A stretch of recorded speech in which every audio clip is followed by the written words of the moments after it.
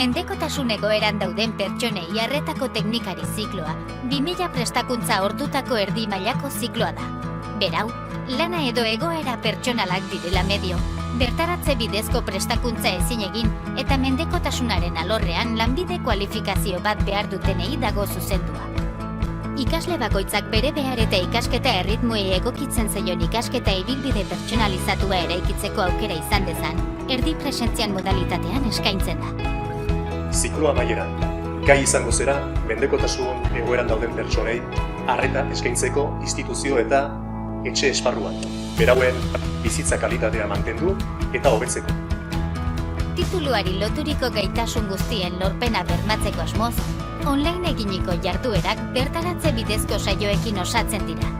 Saio hauetara bertaratzea derrigorrezkoa denez, ikasleari errastasunak emateko ikastetxe kolaboratzaile sare bat dugu eskura.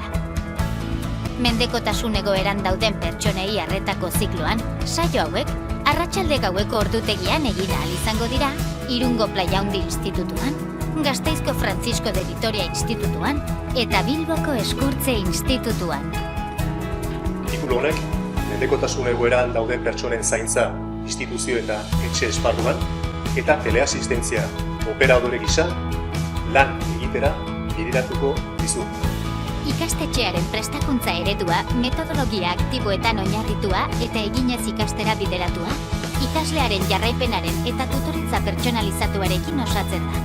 ULH-ek albidetu dit nire formakuntzarekin jarraitzea eta lehenengo urte izanik oso esperientzia ona izaten nahi dela esan dezake.